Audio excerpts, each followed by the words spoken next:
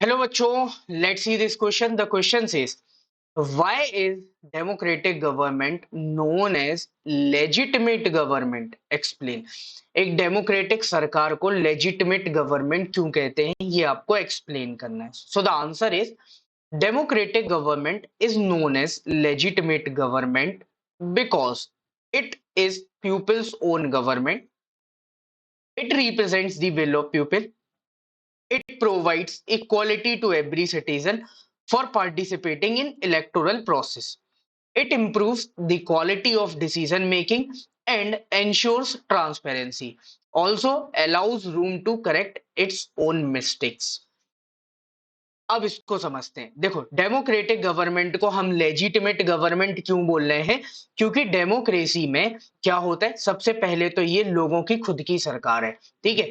तो अब हमारे देश में जैसे हमने बोला कि 145 करोड़ की पॉपुलेशन है, तो यही लोग तो इलेक्ट करके वो सरकार बना रहे हैं ना. तो लोगों का इन पे भरोसा है सरकार पर, तो सरकारें जो है वो इनके लिए डिसीजन लेंगी. तो ये लोगों की सरकार हुई, इसीलिए हम इसको लेजिटिमेट गवर्नमेंट बोलेंगे. दूसरा, लोगों ने इनके फेवर में वोट किया ना, लोगों ने इनके फेवर में वोट किया है, तभी तो ये गवर्नमेंट फॉर्म हुई है ना यहाँ पे. तो गवर्नमेंट फॉर्म कैसे हुई? तो पब्लिक की विल की वजह से. ठीक है. जो वहां पे लोगों की इच्छा थी, तभी तो उनने उनके फेवर में वोटिंग की ना. जैसे अभी प्रेजेंट में बीजेपी गवर्नमेंट है सेंटर में, तो क्यों है? क्योंकि पब्लिक ने बीजेपी को वोट किया है. ठीक है. तो लोगों की इच्छा थी कि मोदी जी प्राइम मिनिस्टर बने, तो लोगों की विल को रिप्रेजेंट कर रहा है. इसके बाद हर एक सिटीजन इलेक्टोरल प्रोसेस में पार्टिसिपेट करे, इसको भी इंश्योर कर रहे हैं, और ये इक्वली हो रहा है. तो आपने देखा हमारे देश में क्या होता है कि जो भी लोग 18 प्लस है, जिनकी उम्र 18 साल हो चुकी है, वो सभी वोट डाल सकते हैं. हमने इसमें कभी नहीं बोला कि आप मेल हो तो केवल आप वोट डाल सकते हो या केवल फीमेल्स ही वोट डाल सकती है, ऐसा कुछ नहीं है.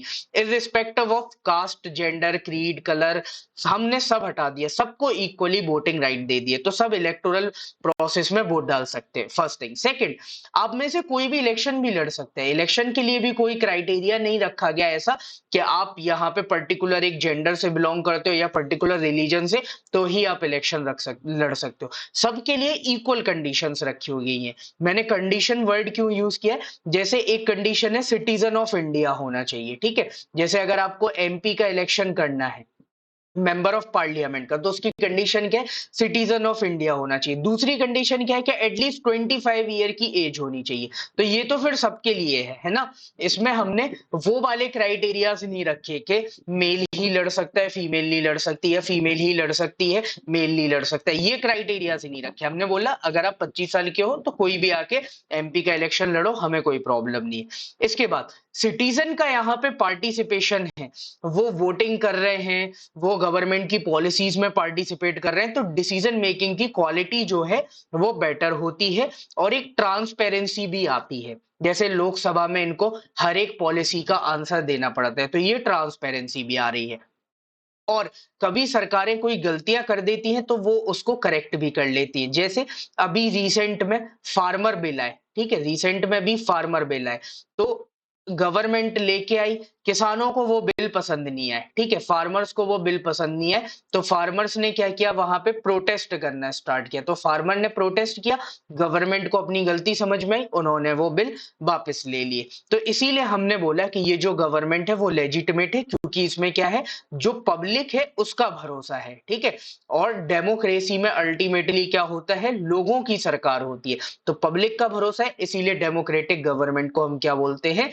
लेजिटिमेट गवर्नमेंट बोलते हैं. So this will be your final answer. Hope you understood it. Bill, best of luck. Thank you.